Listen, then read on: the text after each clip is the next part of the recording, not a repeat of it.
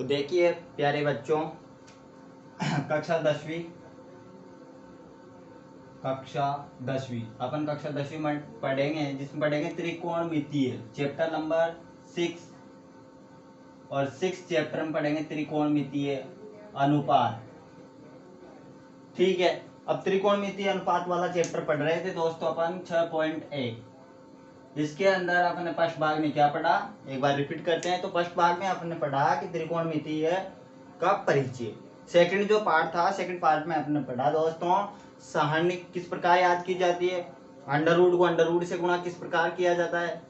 ठीक है, उसके बाद में अपने कुछ एग्जाम्पल आपकी बुक के किए जिनसे कि आपको सारणी के मान समझ में आ गए होंगे, और दोस्तों कुछ सवाल आपने करने की प्रैक्टिस की होगी तो सवाल भी आ गए होंगे। ठीक है दोस्तों, जो चैप्टर नंबर 6 है आपका, इस चैप्टर नंबर 6 में हमको एक सारणी याद करनी है दोस्तों। 90 डिग्री तक के मान है उसमें, त्रिकोणमितीय अनुपात जो आपके पास अनुपात है 6, साइन कोट, इनके 90 तक मान दे रखे हैं, और इन मानों को अपन क्या करते हैं, सवाल में मान रखते हैं और सवाल को हल कर लेते हैं। ठीक है, लेकिन दोस्तों त्रिकोणमितीय अनुपात जो प्रश्नावली है काफी इंपॉर्टेंट प्रश्नावली है आपकी। त्रिकोणमितीय अनुपात प्रश्नावली अपन 11th में बहुत ज्यादा पढ़ेंगे, जब 12th में समाकलन वहां पर पढ़ेंगे 12th के अंदर, तो वहां पर इसका कुछ फॉर्मूले हैं उनका यूज वहां पर करेंगे अपन, और जब कॉलेज में भी स्टडी करेंगे तो काफी काम आती है। कुल मिलाकर के अपने पढ़ाई से संबंधित पीछा नहीं छोड़ने वाली, तो इसलिए इसे त्रिकोणमितीय अनुपात जो प्रश्नावली है इसे अच्छी तरह से पढ़ो दोस्तों। और आपका काफी 11th में त्रिकोणमितीय तीसरी प्रश्नावली है, और उस प्रश्नावली के कुछ सवाल कुछ सूत्र आपको यहाँ पर सवाल बनाकर दे रखे हैं। तो देखिए दोस्तों, जैसे कि आपके अपन तीसरा जो पार्ट पढ़ा उसमें अपन 6.1 के 10 सवाल तक अपन 1 से 10 तक के सवाल कर लिए थे। आज 11वां क्वेश्चन अपन करेंगे, और 11वां क्वेश्चन में आपके लिए दिया है कि निम्न में x का मान याद कीजिए।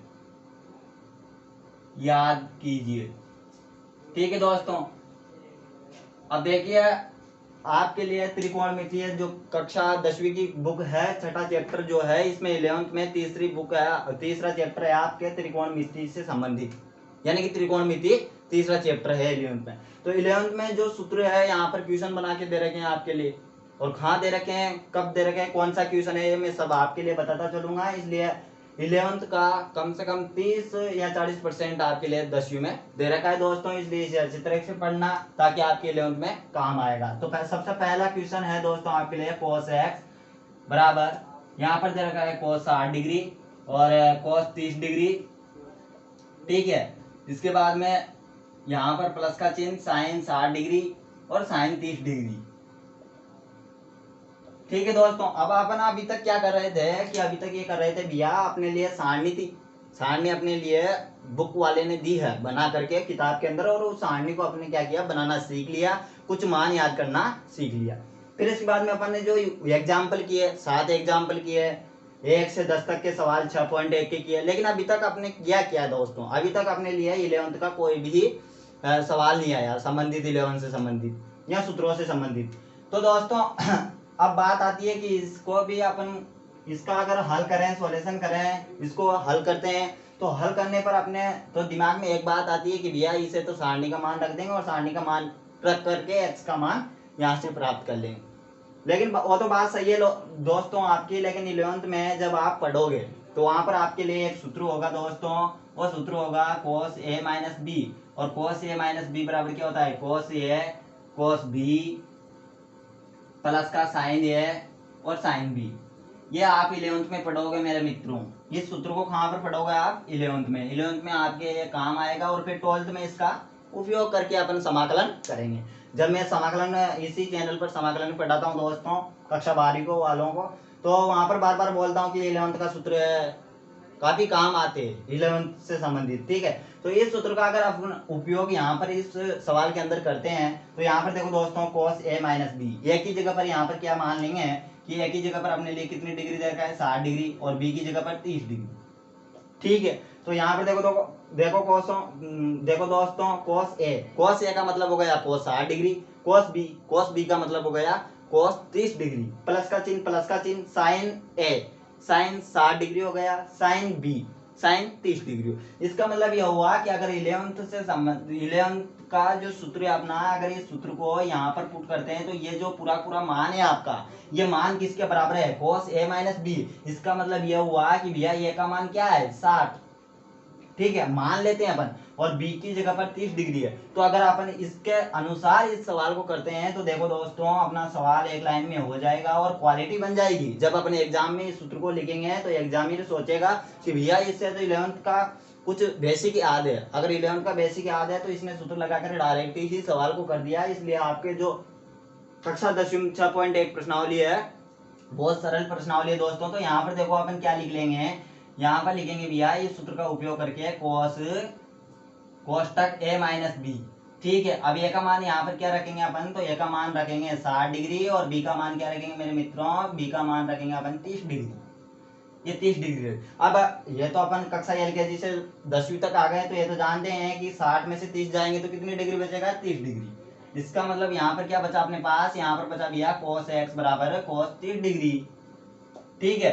अब यहाँ पर cos x बराबर क्या बच गया, cos 30 डिग्री बच गया। अब दोस्तों जब भी अपने पास दोनों पक्षों में साइन आ जाए, cos आ जाए, tan आ जाए, cot आ जाए, यानी कि त्रिकोणमितीय अनुपात 6 अनुपात है, 6 अनुपातों में से कोई भी अनुपात दोनों तरफ आ जाए दोस्तों, बराबर की इधर और बराबर की उधर, तो दोनों हट जाते हैं। हटने के बाद यहाँ पर जो थीटा में होता है वो उससे लिख देते हैं। तो यहाँ पर x बराबर कितने डिग्री आ गया, 30 डिग्री। ये तो आ गया भैया 11th का सूत्र लगाया, और सूत्र लगाने के बाद जब इसे हल किया गया तो अपने पास x का मान कितना आया, 30 डिग्री।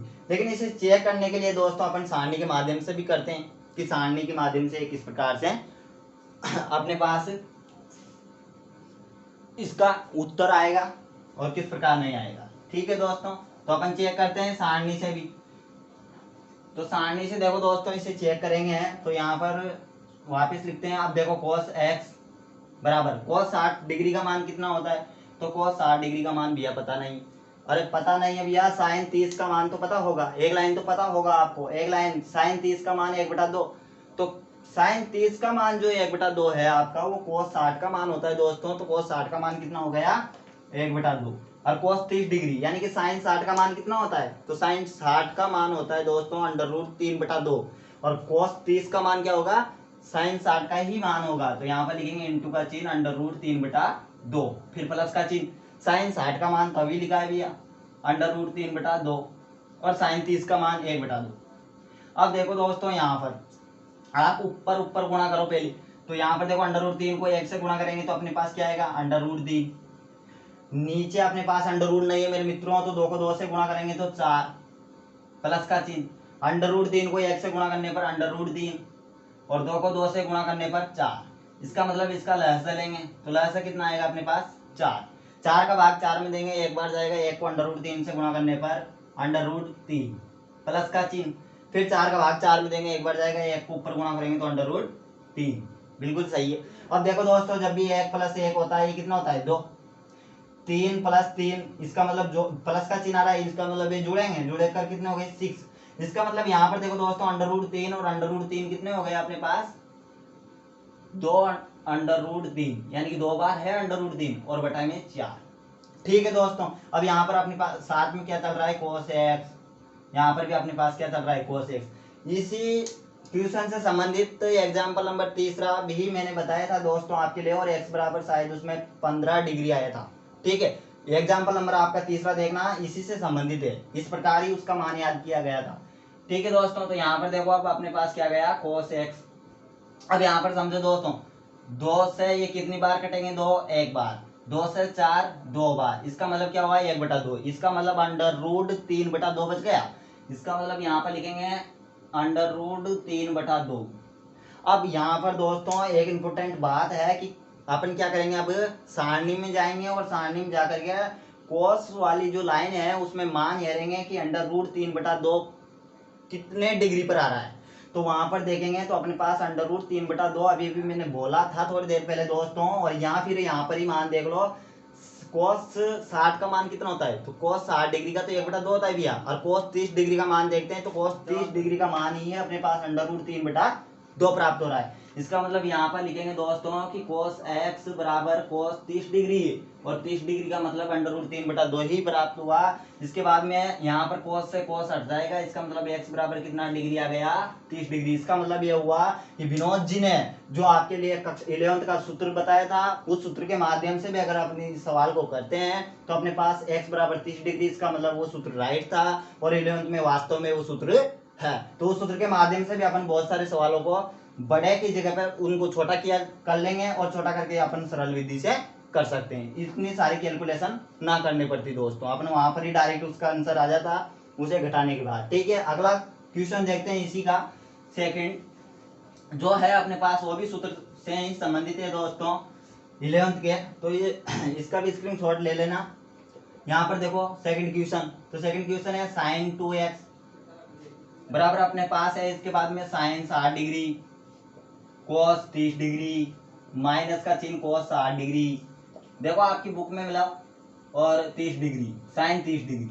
ठीक है, अब ये इसकी भी कैलकुलेशन करेंगे। तो एक तो अपने पास सरल विधि क्या है, तो अपन एक तो तरीका है भैया, एक तरीका तो ये है कि अपन क्या करेंगे, sin 60 cos 60 यानी कि सारणी में जाएंगे, सारणी को देखते हुए सारणी में से sin 60 का cos 30 का cos 60 का और sin 30 का मान अपन सारणी से रख लेंगे, और सारणी से रखने के बाद उसे गुणा करके अपन इसका आंसर ले आएंगे। ठीक है, एक तरीका तो ये। लेकिन दोस्तों दूसरा तरीका अपन 11th में पढ़ेंगे कि इसका सूत्र होता है भैया, तो इसका सूत्र क्या होता है कि sin a माइनस का b, इसका सूत्र होता है दोस्तों sin a। स्क्रीनशॉट ले लेना दोस्तों, काफी काम आएंगे ये, और आपने छठे चैप्टर में आगे भी ये सूत्र काम आएंगे आपके। ये जो सूत्र लिख रहा हूं मैं, माइनस का चिन्ह cos a और साइन भी, ये 11th का सूत्र है दोस्तों। आप 11th में जाओगे वहां पर आप इस सूत्र का काफी क्वेश्चन करोगे इस सूत्र से संबंधित। ठीक है, फिर 12th में इसका प्रयोग अपन करेंगे समाकलन के अंदर। फिर यहाँ पर देखो दोस्तों साइन ए साइन 60 डिग्री, cos बी की जगह पर 30 डिग्री मान लेंगे, तो cos 30 डिग्री हो गया। फिर cos आया अपने पास, यानी कि ए का मान तो फिक्स है ना दोस्तों 60 डिग्री, यानी कि थीटा का मान तो 60 डिग्री आना चाहिए भैया, ये की जगह पर आ गया 60 डिग्री। यहाँ पर cos है, cos ही तो आया भैया। बी का मान फिक्स है दोस्तों कि 30 डिग्री आना चाहिए, 30 डिग्री आया भैया बी का मान, और साइन है, साइन आ गया। इसका मतलब यह हुआ दोस्तों कि इस सूत्र के माध्यम से अपन इस सवाल को एक लाइन में ही कर लेंगे। और किस प्रकार करेंगे, तो यहाँ पर देखो sin 2x और बराबर, यहाँ देखो दोस्तों ये जो मान है ये किसके बराबर है, साइन ए माइनस बी के बराबर है या नहीं। तो इसका मतलब ये हुआ कि ये जो मान है आपके पास ये किसके बराबर है, 60 डिग्री माइनस का 30 डिग्री। और यहाँ पर देखो दोस्तों जब इसमें से 60 में से 30 डिग्री को घटाएंगे तो अपने पास क्या बचेगा, मात्र 30 डिग्री, और इधर क्या चल रहा है sin 2x। अब यहाँ पर भी साइन से साइन हट जाएगा, इसका मतलब 2x बराबर कितना डिग्री बच गया, 30 डिग्री। अब अपन क्या करेंगे, x का मान लाएंगे, तो यहाँ पर 2 का भाग 30 में देंगे, तो 2 का भाग 30 में देने पर अपने पास कितना प्राप्त होगा दोस्तों, x बराबर 15 डिग्री। इसका मतलब इसका आंसर आ चुका है। अगर आपके इच्छा हो तो आप प्रैक्टिस के लिए क्या करते हो, सारणी से मान देखना, साइन 60 का देखना, cos 30 डिग्री का, और मान रखने के बाद इसकी कैलकुलेशन करना, आपके पास 15 डिग्री ही प्राप्त होगा। ठीक है दोस्तों, फिर इसके बाद में अगला सवाल देखते हैं। और दोस्तों 11th से संबंधित अच्छी प्रश्नावली है ये, आपके नौकरी में भी जब पेपर दोगे तो वहां पर भी काम आएगी, इसलिए इसे अच्छी तरह से पढ़ो दोस्तों। अब यहाँ पर देखो cos 30 degree plus sign 60 degree. ठीक है, अगला सवाल है आपका 11वां जो क्वेश्चन है, निम्न में x का मान याद कीजिए। तीसरा नंबर का क्वेश्चन यही है दोस्तों आपका, cos 60 डिग्री प्लस का साइन 30 डिग्री, और अपन को लाना क्या है भैया, यह तो सिद्ध करना है। सिद्ध करके क्या लाना है, √3/2। यानी कि जब भी सिद्ध करने वाले सवाल आएंगे दोस्तों अपन को LHS लेंगे या फिर RHS, और उसे लेकर के LHS या RHS अपन प्राप्त करेंगे। ठीक है दोस्तों, अब यहाँ पर देखो इस सवाल को किस प्रकार से किया जाएगा भैया। अभी तक के जो सवाल आए उनमें क्या किया आपने, 11th का सूत्र लगा लिया या फिर सारणी से मान रख करके उसका आंसर लिया है। अब इस सवाल को करने के लिए दोस्तों अपन को सारणी की हेल्प लेनी पड़ेगी। इसका मतलब सारणी में 30 डिग्री का मान देखेंगे, मान ही तो रखना है। तो 30 डिग्री का मान यानी कि साइन 60 का मान कितना होता है, √3/2। इसका मतलब यहाँ पर cos 30 डिग्री का मान कितना होगा, √3/2 प्लस साइन 60 का मान कितना होता है, तो साइन 60 का मान होता है भैया √3/2। सही लिखा। इसके बाद में देखो मित्रों यहाँ पर क्या है, 1 cos 60 डिग्री cos 60 डिग्री, इसका मतलब 1/2, यानी कि sin 30 डिग्री का मान कितना होता है 1/2, तो cos 60 डिग्री का मान प्राप्त हो गया। फिर इस बात में देखो sin 30 डिग्री भी आपके पास 1/2 ही प्राप्त होगा। ठीक है, ये क्या लेकर चल रहे हैं अपने LHS, और LHS में अपने सबसे पहले क्या किया कि भैया इसमें सारणी किताब में देख ली या फिर मैंने भाग नंबर 2 में आपके लिए सारणी बनाना सिखाई थी, और सारणी भाग नंबर 2 में मिल जाएगी, कुछ एग्जाम्पल मिल जाएंगे। इस चैनल को जब आप सब्सक्राइब करोगे, लाइक करोगे, तो मेरी पूरी वीडियो मिल जाएगी दोस्तों आपको। और अगर आपको 12th से संबंधित भी कुछ पढ़ना हो तो 12th में भी समाकलन आपको उस वीडियो में मिल जाएंगे। तो फिलहाल के लिए यहाँ पर देखो दोस्तों, अपन क्या करते हैं, इसकी कैलकुलेशन करते हैं। तो कैलकुलेशन करने पर अपने पास क्या प्राप्त होता है, तो सबसे पहले ऊपर लाइन के ऊपर देखो दोस्तों, यहाँ पर अपने पास क्या है, तो यहाँ पर अभी यह अपने पास √3/2 प्लस का √3/2 है।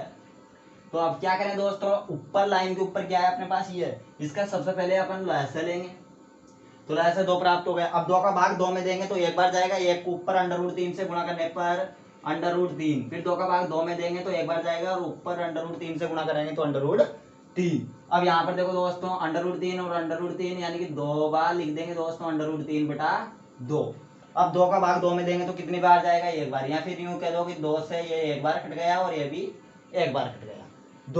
1 का भाग किसी भी संख्या में 2, कोई फर्क नहीं पड़ता है, 1 से किसी भी संख्या को गुणा करने पर भी कोई फर्क नहीं पड़ता। इसका मतलब यहाँ पर क्या आ गया अपने पास, क्या बचा √3।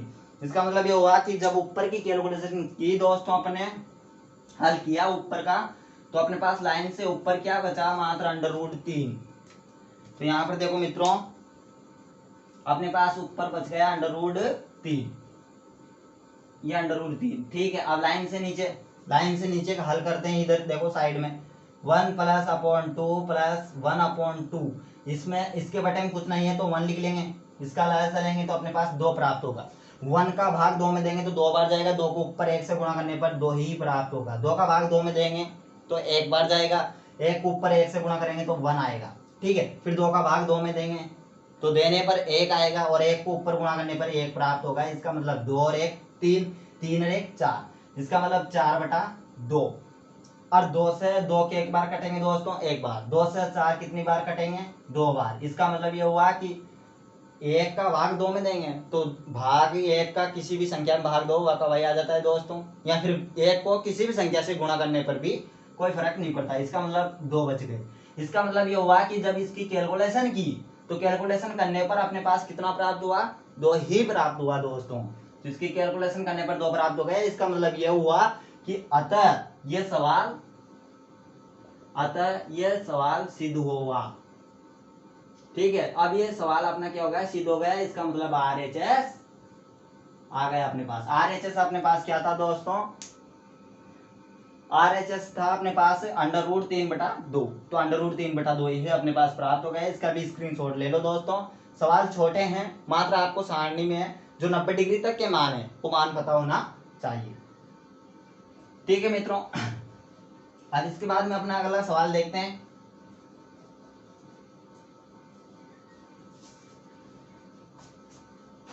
और इसे सब्सक्राइब भी करो।